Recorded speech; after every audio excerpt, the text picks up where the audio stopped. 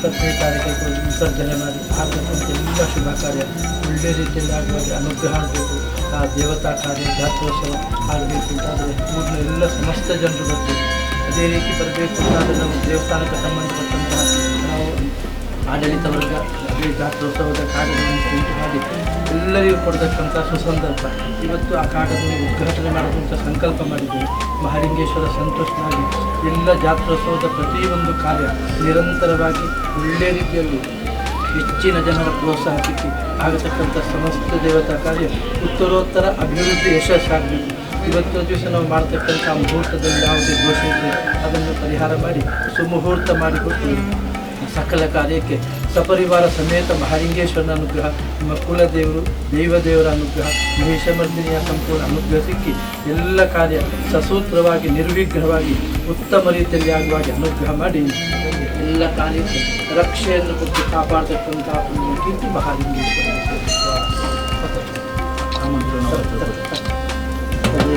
ಸುದಿನಂ ತದೇವ ತಾರಾಬಲಂ ಚಂದ್ರಬಲಂ ತದೇವ ವಿದ್ಯಾಬಲಂ ದೇವಬಲಂ ತದೇವ ಲಕ್ಷ್ಮೀಪದೇ ಸಂವತ್ಸರಾಣಿ ಕರಿಷ್ಯಮಾಣಸ್ಯ ಕರ್ಮಣಃ ಸುಮುಹೂರ್ತಮಸ್ಮಿತಿ ಭವಂತೋ ಭವಂತು.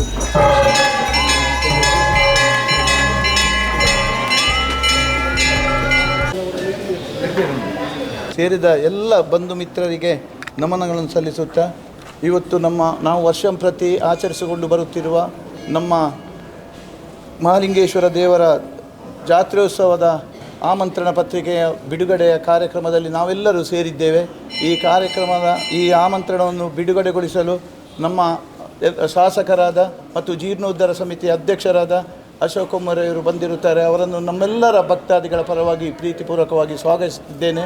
ಹಾಗೆ ಬಂದಂಥ ಎಲ್ಲ ಭಕ್ತಾದಿಗಳನ್ನು ಪತ್ರಿಕಾ ಮಾಧ್ಯಮದವರನ್ನು ವ್ಯವಸ್ಥಾಪನಾ ಸಮಿತಿಯ ಪರವಾಗಿ ಪ್ರೀತಿಪೂರ್ವಕವಾಗಿ ಸ್ವಾಗತಿಸಿದ್ದೇನೆ. ಈಗ ಶಾಸಕರು ಇದನ್ನು ಬಿಡುಗಡೆಗೊಳಿಸಲಿದ್ದಾರೆ ಆಮಂತ್ರಣವನ್ನು.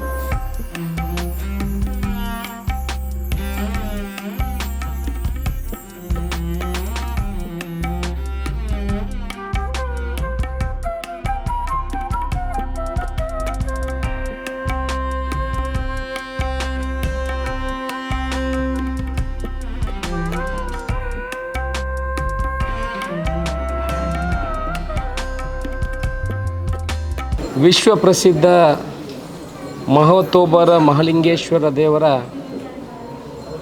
ವರ್ಷಪ್ರತಿ ನಡೆಯುವಂಥ ಜಾತ್ರೋತ್ಸವವು ಇದೇ ತಿಂಗಳ 10 ತಾರೀಕಿನಿಂದ 20 ತಾರೀಕಿನವರೆಗೆ ನಡೀಲಿಕ್ಕಿದೆ. ಗೊನೆ ಕಡಿಯುವಂಥ ಕಾರ್ಯಕ್ರಮ 1ನೇ ತಾರೀಕಿಗೆ ನಡೀತದೆ ಮತ್ತು ಮಂತ್ರಾಕ್ಷತೆ 20 ತಾರೀಕಿಗೆ ನಡೀತದೆ.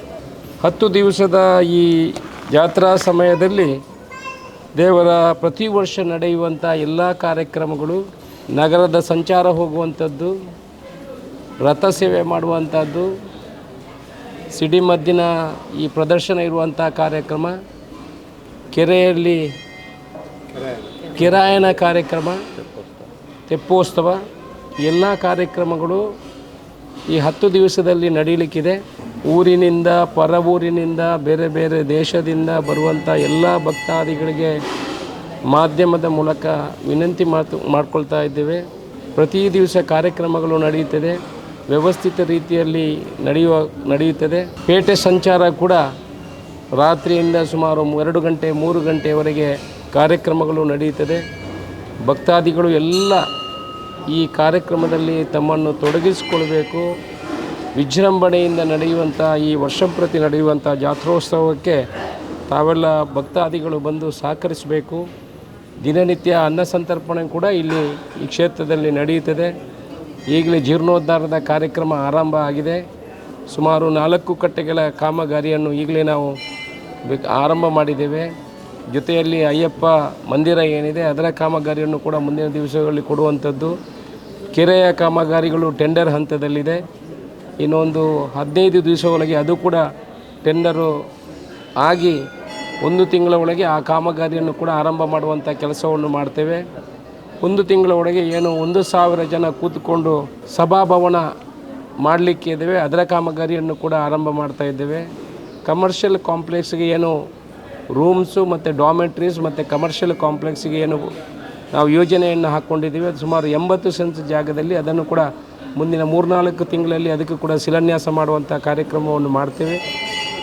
ಇಡೀ ಏನು ಮಹಾಲಿಂಗೇಶ್ವರ ದೇವರ ಭಕ್ತಾದಿಗಳಿದ್ದಾರೆ, ಅವರ ಎಲ್ಲ ಏನು ಕಲ್ಪನೆಗಳಿದೆ, ಈ ಮಹಾಲಿಂಗೇಶ್ವರ ದೇವರ ಅಭಿವೃದ್ಧಿ ಆಗಬೇಕು. ನನ್ನದು ಒಂದು ಕನಸಿದೆ. ಮಹಾಲಿಂಗೇಶ್ವರ ದೇವರಿಗೆ ಈಗೇನು ಬೆಳ್ಳಿಯಲ್ಲಿ ಕವಚಗಳು ಮಾಡಿದೆ, ಅದನ್ನು ಬಂಗಾರದಲ್ಲಿ ಮಾಡಿ ಆ ಬಂಗಾರದ ಕವಚವನ್ನು ಮಹಾಲಿಂಗೇಶ್ವರನು ಎಲ್ಲರೂ ನೋಡುವ ಹಾಗೆ ಆಗಬೇಕು ಅಂತ ನಮ್ಮ ಎಲ್ಲರ ಕನಸು ಇದೆ. ಈ ಹುಂಡಿಯಲ್ಲಿ ಈಗ ಯಾರೆಲ್ಲ ಇಷ್ಟುವರೆಗೆ ಹಾಕಿರುವಂಥ ಬಂಗಾರಗಳ ಲೆಕ್ಕವನ್ನು ತೆಗೀಲಿಕ್ಕೆ ಹೇಳಿದ್ದೀನಿ ಈಶ್ವರ ಭಟ್ರಿಗೆ ಮತ್ತು ಸಮಿತಿಯವರಿಗೆ. ಅದನ್ನು 1 ತಿಂಗಳೊಳಗೆ ಅವರು ಎಷ್ಟೆಷ್ಟು ಬಂಗಾರ ಬಿದ್ದಿದೆ, ಏನಿದೆ, ಅದಕ್ಕೆ ಏನು ಲೆಕ್ಕಪತ್ರಗಳಿದೆ ಅಂತ ನನಗೆ ಗೊತ್ತಿಲ್ಲ. ಅದನ್ನೆಲ್ಲ ಅಧಿಕಾರಿ ವರ್ಗಗಳು ಮತ್ತು ಅವರು ಸೇರಿ ಇರುವಂಥ ಬಂಗಾರವನ್ನು ಸೇರಿಸಿ ಎಲ್ಲ ಜನರ ಸೇವೆಯನ್ನು ಅದಕ್ಕೆ ಸೇರಿಸಿ ಪೂರ್ತಿ ಮಹಾಲಿಂಗೇಶ್ವರ ದೇವರು ಬಂಗಾರದ ಕವಚದಿಂದ ಶೃಂಗಾರಗೊಳ್ಳಬೇಕು ಅಂತ ನಮ್ಮ ಎಲ್ಲ ಭಕ್ತಾದಿಗಳ ಆಶಯ ಇದೆ. ನನ್ನ ಆಶಯ ಕೂಡ ಇದೆ. ಅದನ್ನು ಕೂಡ ಮುಂದಿನ 2 ತಿಂಗಳ ಒಳಗೆ ಆ ಕೆಲಸವನ್ನು ಕೂಡ ಕೈಗೊಳ್ಳುವಂಥ ಕೆಲಸವನ್ನು ಮಾಡ್ತೇವೆ. 1-1.5 ವರ್ಷದಲ್ಲಿ ಜೀರ್ಣೋದ್ಧಾರ ಮಾಡಿ ಮಹಾಲಿಂಗೇಶ್ವರ ದೇವರ ಪ್ರಶ್ನೆ ಚಿಂತನೆ ಮಾಡಿ ದೇವರ ಅಪ್ಪಣೆಯನ್ನು ಪಡೆದು ಬ್ರಹ್ಮಕಲಶಕ್ಕೆ ಕೂಡ ತಯಾರಿ ಮಾಡುವಂಥ ಕೆಲಸವನ್ನು ಮಾಡುವಂಥ ವ್ಯವಸ್ಥೆಯನ್ನು ಮಾಡ್ತೇವೆ. ಪುತ್ತೂರಿನ ಇತಿಹಾಸದಲ್ಲಿರುವಂಥ ಈ ಮಹಾಲಿಂಗೇಶ್ವರ ದೇವಸ್ಥಾನ ಏನು ಜೀರ್ಣೋದ್ಧಾರ ಆಗಿ ಭಕ್ತಾದಿಗಳನ್ನು ಇಲ್ಲಿ ಆಕರ್ಷಿಸುವಂಥದ್ದು ಮತ್ತು ಸಾನ್ನಿಧ್ಯ ವೃದ್ಧಿಗೆ ಬೇಕಾಗುವಂಥ ಪೂಜೆ ಪುರಸ್ಕಾರಗಳನ್ನು ಮಾಡುವ ಮುಖಾಂತರ ಇಡೀ ದೇಶದಲ್ಲಿರುವಂಥ ಇಡೀ ರಾಜ್ಯದಲ್ಲಿರುವಂಥ ಭಕ್ತಾದಿಗಳನ್ನು ಇಲ್ಲಿ ಕರೆಯುವಂಥ ಕೆಲಸವನ್ನು ಮುಂದಿನ ದಿವಸಗಳಲ್ಲಿ ಮಾಡ್ತೇವೆ. ಮಹಾಲಿಂಗೇಶ್ವರ ದೇವಸ್ಥಾನಕ್ಕೆ ಈಗ ತಾನೇ ನಾವು ಖರೀದಿ ಮಾಡಿರುವಂಥ 45 ಸೆನ್ಸು ಜಾಗವನ್ನು ನಾವು ನಮ್ಮ ಪರಿಧಿಮಿಗೆ ತಗೊಂಡಿದ್ದೀವಿ. ಅದರ ಪಕ್ಕದಲ್ಲಿರುವಂಥ 1 ಎಕರೆ ಜಾಗ ಏನಿದೆ ಅವರ ಹತ್ರ ಚರ್ಚೆಗಳು ಆಗ್ತಾ ಇದೆ. ಅದನ್ನು ಕೂಡ ಮುಂದಿನ ದಿವಸಗಳಲ್ಲಿ ಮಾಡುವಂಥ ಕೆಲಸವನ್ನು ಮಾಡ್ತೇವೆ. ಈ ಭಾಗದಲ್ಲಿ ರಸ್ತೆಗೆ ಏನು 3 ಕೋಟಿ ರೂಪಾಯಿ ಇಟ್ಟಿದ್ದೇವೆ. ಅದು ನಮ್ಮ ಮೇಯ್ನ್ ರೋಡಿನಿಂದ ಡೈರೆಕ್ಟು ಏನು ಸ್ಮಶಾನದವರೆಗೆ ಸ್ಟ್ರೈಟ್ ರಸ್ತೆ ಆಗುವಂಥ ಕೆಲಸವನ್ನು ಮಾಡ್ತೇವೆ. ಅದಕ್ಕೆ ಮೊದಲು ಅದಕ್ಕೆ ಡ್ರೈನೇಜ್ ಸಿಸ್ಟಮನ್ನು ಕೂಡ ಅಳವಡಿಸಲಿಕ್ಕೆ ಈಗ ಮಾಡಿದ್ದೀವಿ. ಅಂದರೆ ಪುನಃ ಅದನ್ನು ಕಟ್ಟು ಮಾಡುವಂಥ ವ್ಯವಸ್ಥೆ ಇಲ್ಲ. ಇಡೀ ಪುತ್ತೂರಿಗೆ ಮಾಡುವ ಮೊದಲು ಈ ಫಸ್ಟ್ ಝೋನಿಗೆ ಡ್ರೈನೇಜ್ ಸಿಸ್ಟಮನ್ನು ಕೂಡ ಮಾಡಿ ಅದನ್ನು ಅಳವಡಿಸಿಕೊಂಡು ಅದನ್ನು ಮಾಡುವಂಥ ಕೆಲಸವನ್ನು ಮಾಡ್ತೀವಿ. ಮಹಾಲಿಂಗೇಶ್ವರ ದೇವಸ್ಥಾನದ ವರ್ಷಾವಧಿ ಜಾತ್ರೆ ನಾಳ್ದು 1ನೇ ತಾರೀಕಿಗೆ ಗೊನೆ ಮುಹೂರ್ತ ಆಗಿ 10ನೇ ತಾರೀಕಿಂದ 20 ತಾರೀಕಿನವರೆಗೆ ಭಾಳ ವಿಜೃಂಭಣೆಯಿಂದ ವೈಭವದಿಂದ ನಡೆಯಲಿದೆ. ಈ ಹಿಂದಿನಂತೆ ಎಲ್ಲ ಕೂಡ ಈಗ ಗ್ರೌಂಡಿನ ಕೆಲಸ ಎಲ್ಲ ಆಗಿದೆ, ಎಲ್ಲ ಸ್ವಚ್ಛತೆಯನ್ನು ಮಾಡಿದ್ದೇವೆ. 26-25 ತಾರೀಕಿನ ಅಂದಾಜು ನಾವು ಈಗ ಏಲಂ ಅಂಗಡಿಯನ್ನು ಏಲಂ ಕೊಡುವುದರ ಬಗ್ಗೆ 4 ದಿವಸ ಮೊದಲೇ ಯಾರಿಗೆ ಇಂಟ್ರೆಸ್ಟ್ ಉಂಟು ಅವರನ್ನು ಕರೆಸುವಂಥ ಕೆಲಸವನ್ನು ಮಾಡ್ತೇವೆ. ದುಡ್ಡು ಕಟ್ಟಿ ಏಲಮಿಗೆ ಭಾಗವಹಿಸಬೇಕಾದ್ರೆ 10,000 ಮೊದಲು ಕಟ್ಟಬೇಕು, ಅವರ ಹೆಸರು ನೋಂದಾಯಿಸಬೇಕು. ನಂತರ 4 ದಿವಸದಲ್ಲಿ ಏಲಂ ಪ್ರಕ್ರಿಯೆ ನಡೀತದೆ. ಹಾಗೆ ಅನ್ನದಾನ ಕೂಡ ಮೊದಲಾದ ಕೆರೆಯ ಬಳಿಯಲ್ಲೇ ನಡೀತದೆ. ಎಲ್ಲ ಕೂಡ ಮೊದಲಿನಿಂದ ಯಾವುದೇ ದೇವತಾ ಕಾರ್ಯದಾಗಲಿ, ಸಿಡಿಮದ್ದಾಗಲಿ, ಅನ್ನಪ್ರಸಾದ ಆಗಲಿ ಮೊದಲಿಂದ ಯಾವುದೇ ರೀತಿಯಲ್ಲಿ ಯಾವುದೂ ಕೂಡ ಕಡಿಮೆ ಆಗದೆ ಜಾಸ್ತಿಯೇ ಹೊರತು ಕಡಿಮೆ ಆಗೋದಿಲ್ಲ. ಹಾಗೆ ರಥೋತ್ಸವ ಸೇವೆ ಮತ್ತು ಇನ್ನಿತರ ಸೇವೆಗಳೆಲ್ಲ ನಡೆಯಲಿವೆ. ಭಕ್ತಾದಿಗಳು ಹೆಚ್ಚಿನ ಸಂಖ್ಯೆಯಲ್ಲಿ ಸೇರಬೇಕು ಮತ್ತು ಸಹಕರಿಸಬೇಕು. ಹಾಗೆ ಈಗಾಗಲೇ 5 ಕಟ್ಟೆಗಳ ಕೆಲಸ ಆಗ್ತಾ ಇವೆ. 30 ತಾರೀಕಿನೊಳಗೆ ಆ ಕಟ್ಟೆಯ ಕೆಲಸಗಳು ಪೂರ್ತಿ ಆಗ್ತವೆ. ಹಾಗೆ ಅಶ್ವತ್ಥ ಕಟ್ಟೆಯ ಕೆಲಸ ಕೂಡ ಪೂರ್ತಿ ಆಗ್ತದೆ. ಹಾಗೆ ಅಲ್ಲಿ ನಾವು ಜಾಗೆ ಖರೀದಿ ಮಾಡಿಕೊಂಡಿದ್ದೇವೆ ದಿವಾಕರ ಅವರ ಕೈಯಿಂದ. ಅದು ಕೂಡ 1 ಕೋಟಿ ರೂಪಾಯಿಗೆ ನಾವು ಖರೀದಿ ಮಾಡಿದ್ದೇವೆ. ಅದನ್ನು ಈಗ ಸ್ವಾಧೀನ ತೆಗೆದುಕೊಂಡು ಅದಕ್ಕೆ ಮಣ್ಣು ಹಾಕಿಸುವಂಥ ಕೆಲಸ ಕೂಡ ಆಗಿದೆ.